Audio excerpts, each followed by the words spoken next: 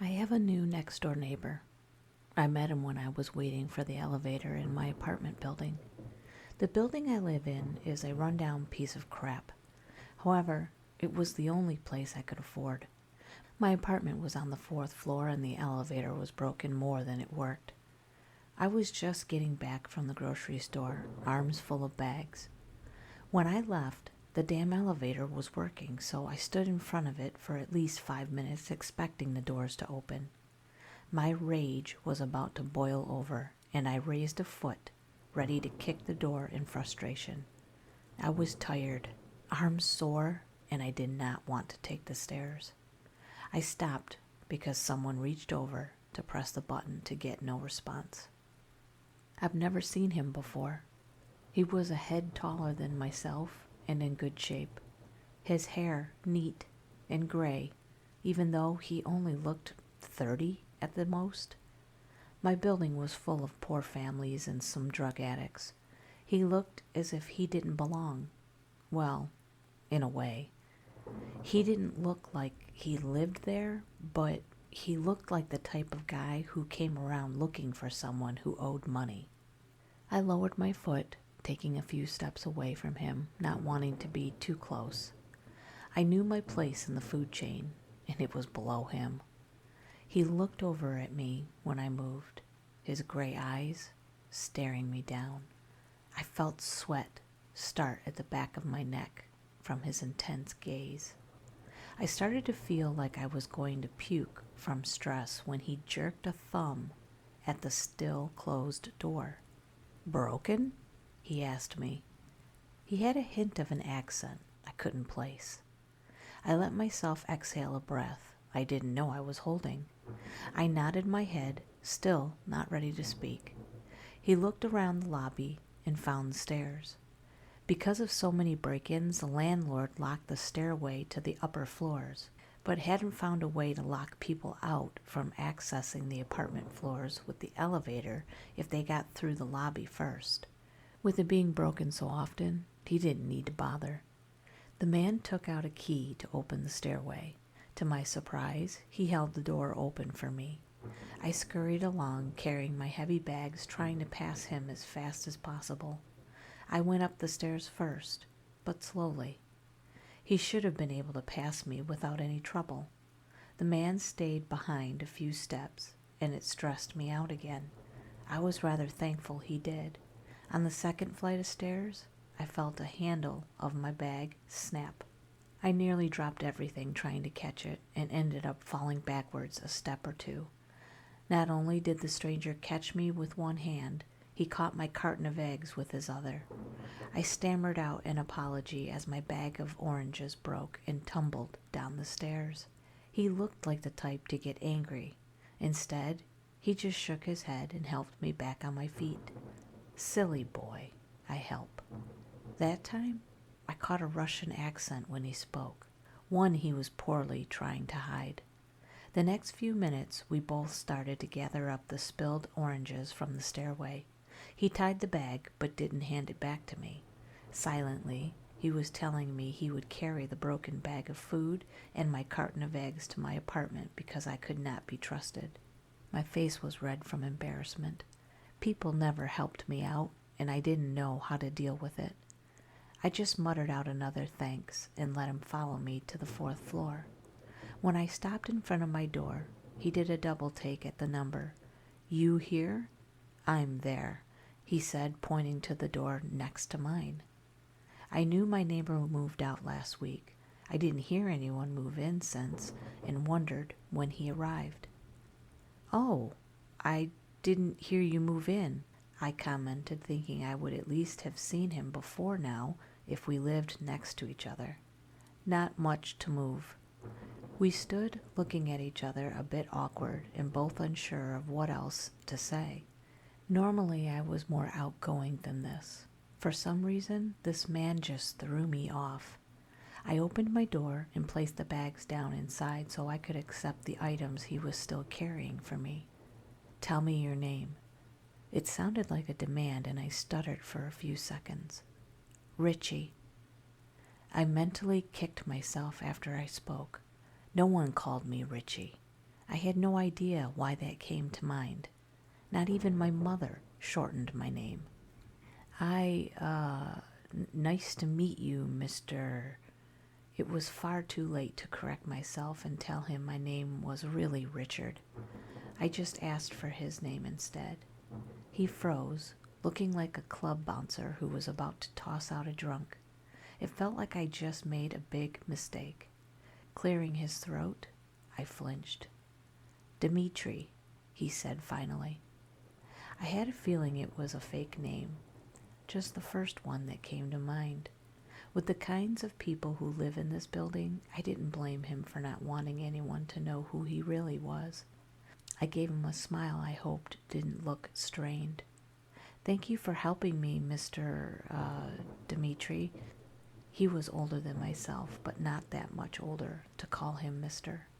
He gave me a stiff nod and left me to go inside his apartment. I went back inside and mentally screamed the entire time I put my groceries away. I didn't have an explanation to why I was acting so weird around my next-door neighbor. There was just something off about him. I need to put the weird feeling I got out of my mind. After all, he was nice enough to help me out. I should treat him a bit better the next time I saw him. The strangeness with Dimitri kept going. The next day I was awoken by a knock on my door. I never got visitors and I was very weary of who it could be. I almost stayed in bed and ignored the knocking, but my curiosity got the better of me. Keeping the chain on my door, I opened it enough to see my new neighbor waiting for me to open the door. I pushed down the stressed feeling in my gut and opened it a bit more. Is everything all right? I didn't have a clue what he could need more for. Maybe there was something wrong in his apartment and couldn't get a hold of our landlord. Give me your work time, Dimitri demanded, and it made me confused on what he meant for a few seconds. After thinking, I realized he wanted my work schedule. I didn't have set shifts.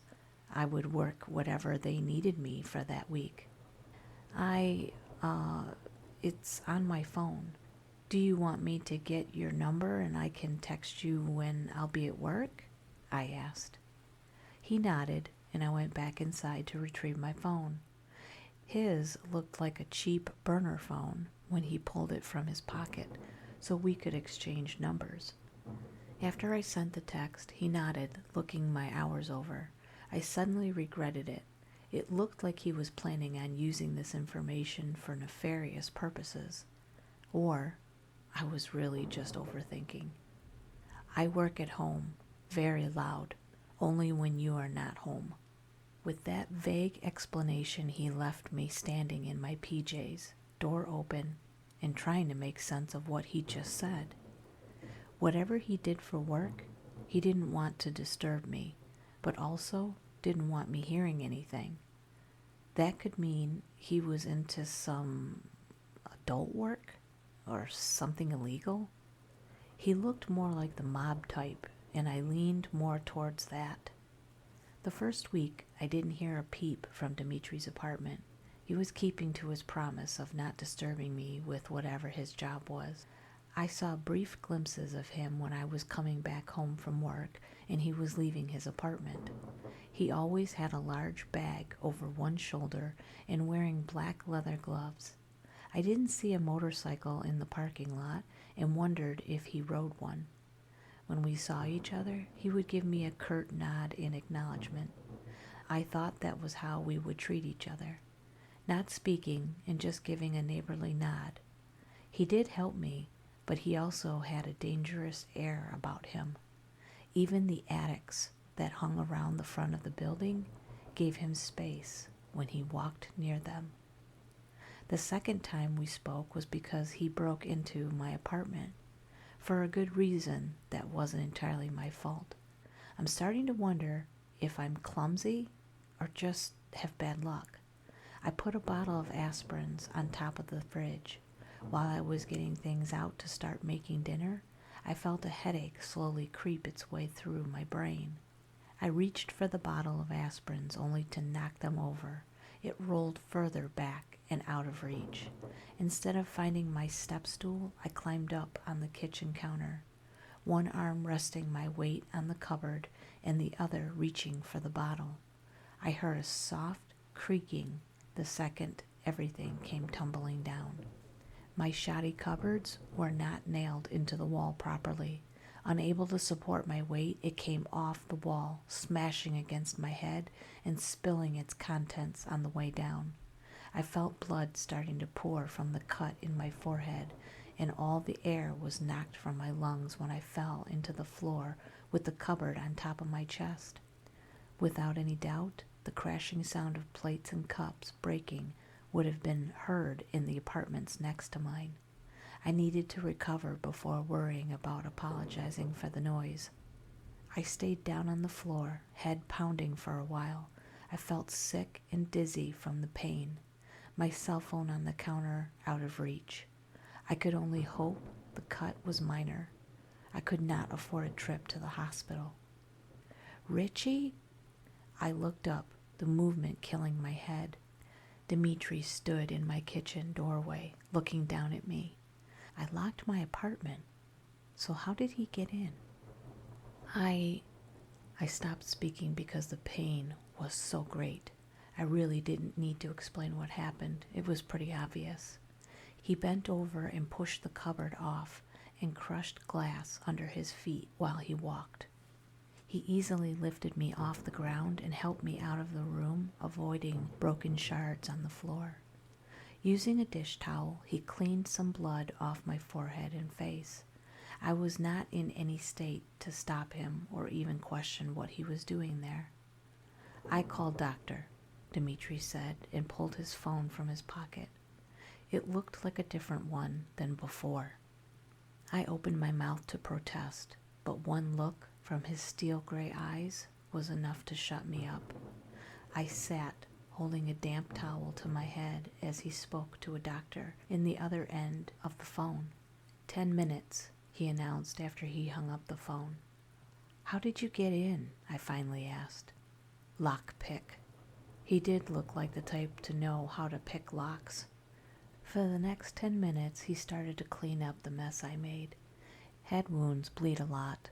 It looked like a murder happened in my kitchen, and I felt like I would never get the blood out of my cheap tile flooring. The doctor arrived, and Dimitri let him in. The man pulled up a chair in front of me to get a look at my cut. He set down a bag on the table next to us. He looked like a doctor from the 1800s. His glasses were round, gold-rimmed. He was dressed in a vest with a button-up shirt underneath.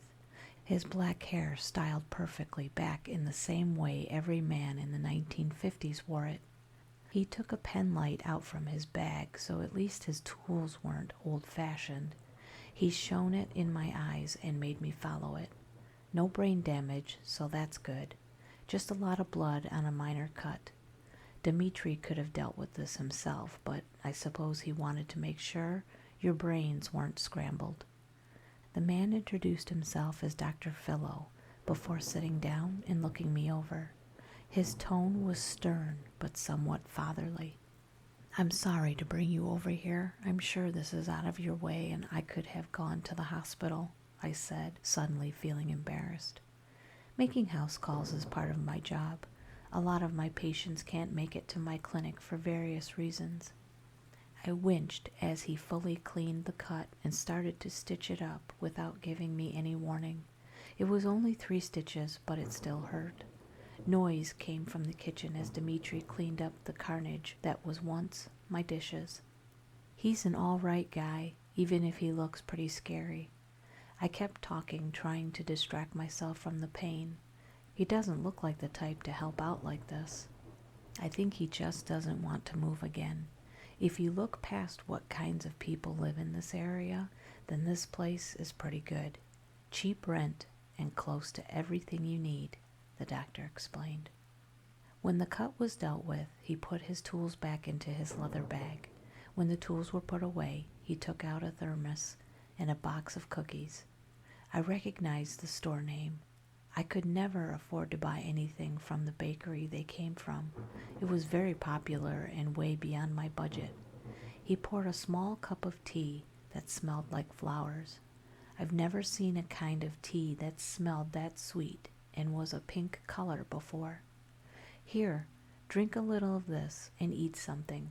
I have a pill to help you with the pain, but you need to have something in your stomach first. My head did hurt, but it was manageable. I didn't want to bother with extra medicine if I could help it.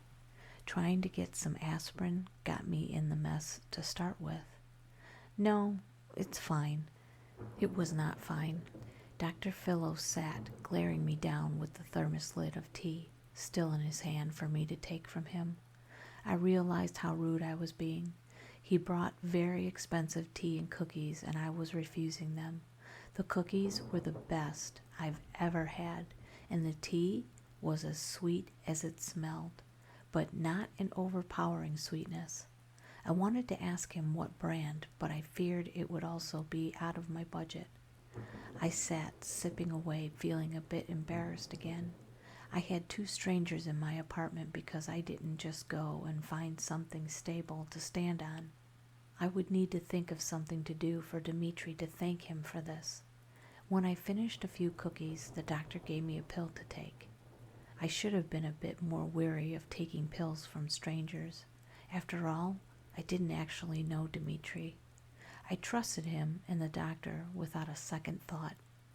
You're going to be asleep for a few hours. If you're working tomorrow, cancel your shift to rest. I'll write you a note if you need one. I opened my mouth to argue, but that was my last memory of that night. I woke up in the morning, head heavy and very confused on how I got into bed. My blood shirt was missing, and I was wearing a clean one. I sat up, looking around, trying to recall anything from that night beyond talking with the doctor. When nothing came to mind, I walked out into the kitchen to see the damage, and saw nothing. Not even a speck of blood on the floor. New cupboards were installed on the walls, and I tried to shake them to see if they were fastened tight this time. I was still missing most of my plates and cups, but I wondered how I slept through someone coming inside the kitchen and replacing the cupboards. I called my boss telling them I wouldn't be in that day. I felt fine though. Not even a trace of a headache.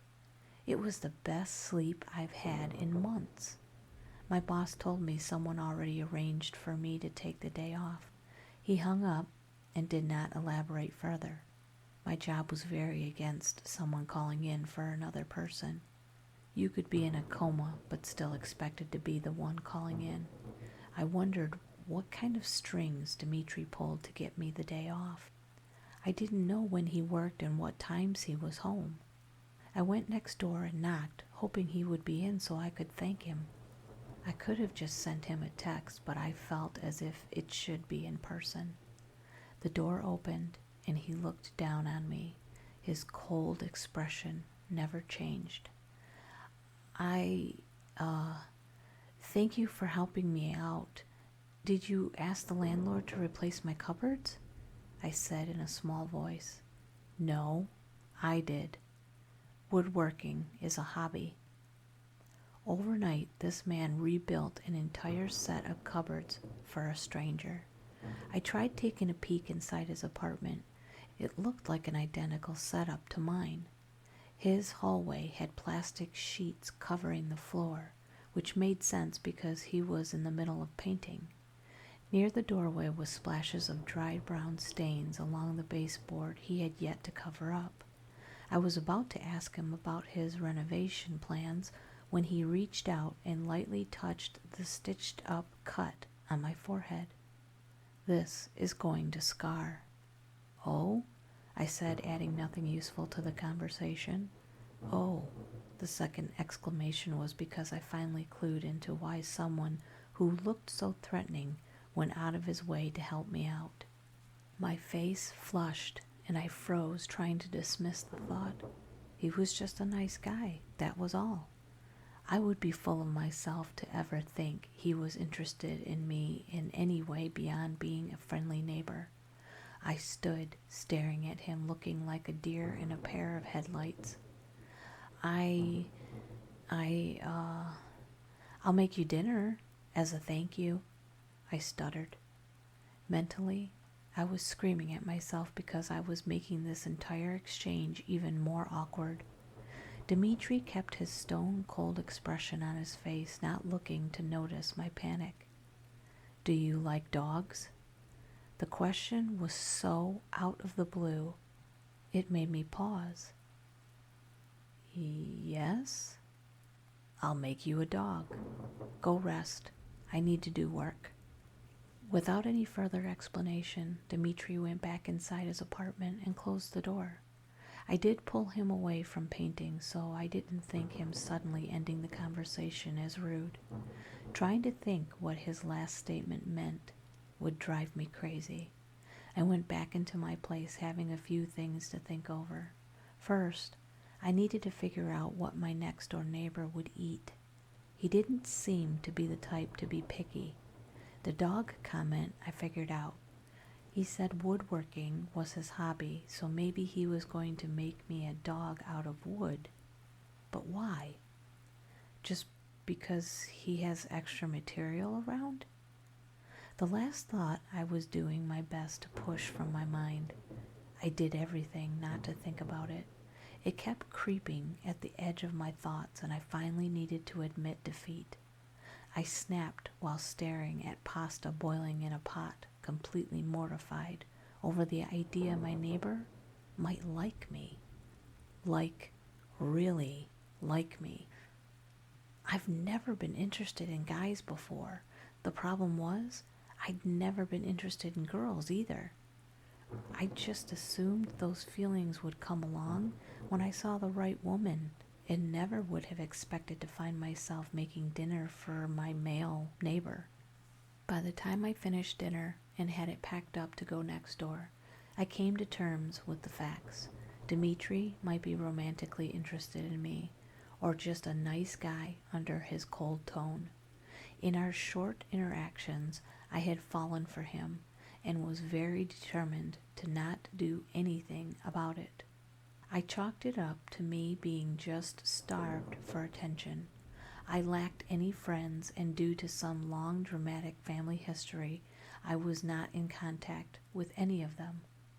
In fact, I never really had any close friends.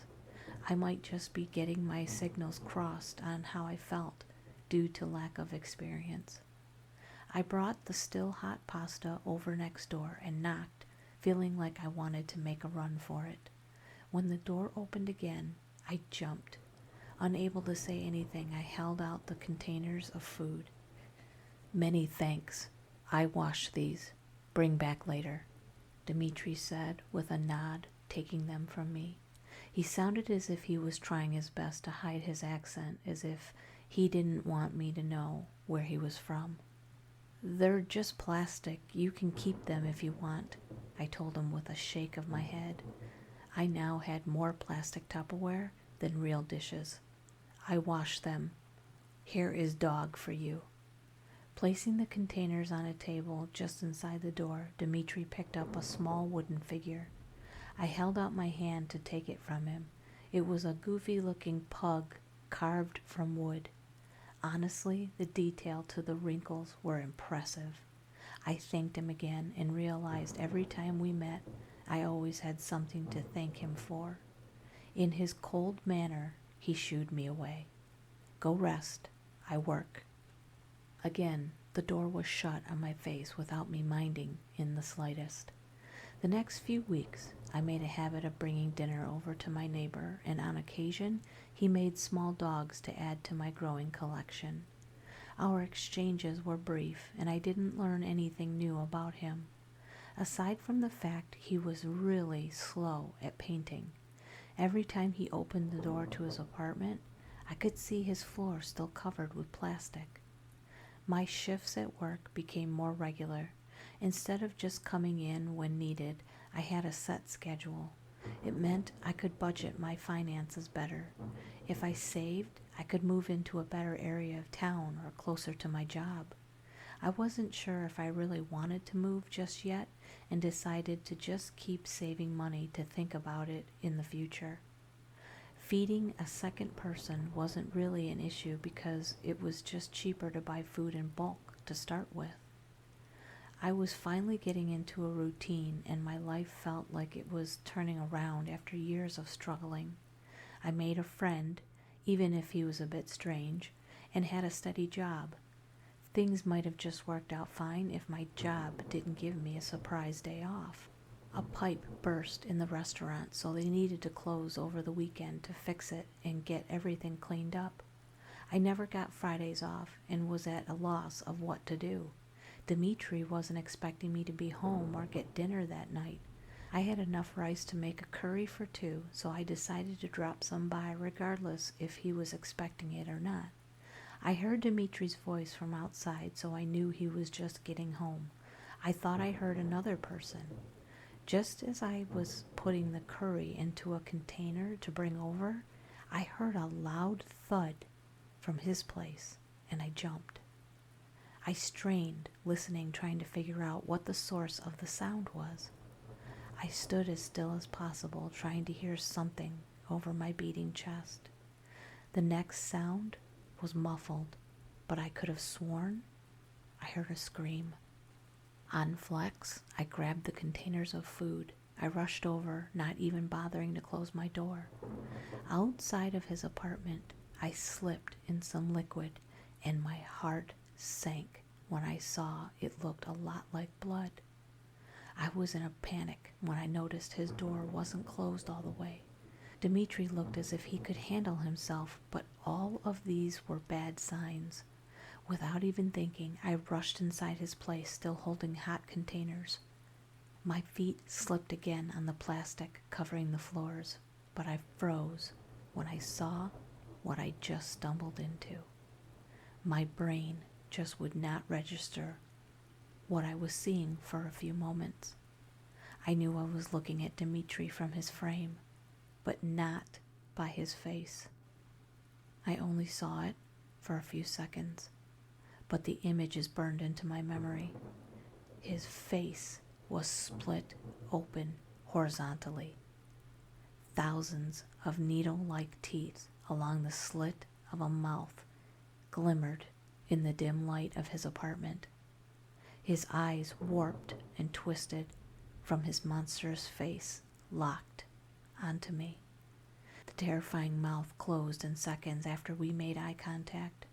His face returned to normal, but with his mouth slightly open, at a loss for words. The other person in the room looked equally as shocked. The other man was on his knees, Dimitri pulling his head back by his short hair to expose his neck with a large hunting knife to his throat. Besides them, a different man was on the floor, face down, fresh blood still pooling around him and over the clear plastic. You do not work tonight? Dimitri asked, breaking the silence. The man with the knife to his neck said nothing, his eyes wide and pleading. I couldn't bring myself to look at him for more than a few seconds. The smell of fresh blood was in the air, making me feel sick. The heat from the containers started to hurt my hands, but I didn't dare move. Knowing I couldn't answer his first question, Dimitri nodded towards the hot curry containers. What do you have? He slowly asked. Curry, enough for two. I normally gave him enough for 2 meals because he was a bigger guy than myself. I always assumed he ate more. Even while I spoke, my mind screamed at me to run, that my kind neighbor just killed a man, and he was going to kill another if I didn't stop him. I dreaded that I was going to be next. I'd seen what happened and needed to be taken care of. All the hints I'd brushed off came crashing down in my mind. The sketchy doctor, how easy he could clean blood from my floor, the plastic sheets and never the smell of paint, how often he moved. Everything was staring me in the face, but I was so desperate for a friend, I ignored all the red flags. I held back a noise of fear when Dimitri let go of the man and pushed him aside. In a few steps, he was in front of me, his tall figure looming. The knife was still in his hand, but pointing down. I knew if he wanted, he could get me in a blink of an eye. I flinched, a small sound escaping me when it raised a hand and ran a thumb over where my stitches had been. Did not scar badly.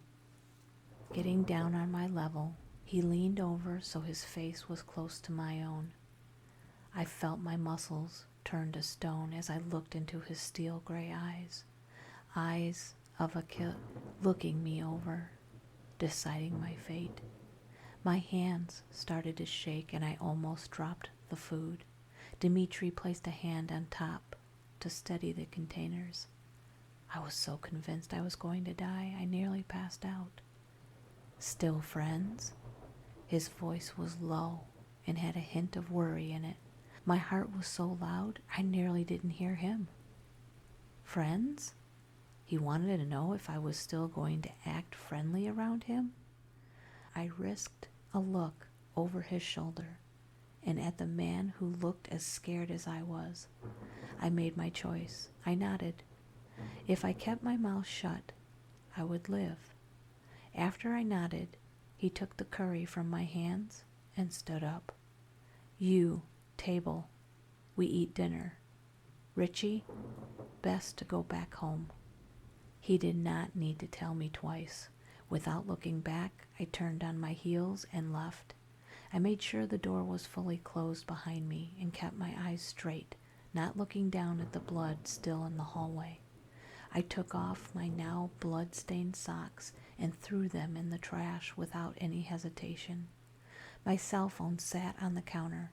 I looked at it, debating on what I wanted to do. I should call the cops. I witnessed a murder. My next-door neighbor, someone, without any doubt, he had done it before and would keep doing it unless he was arrested and stopped.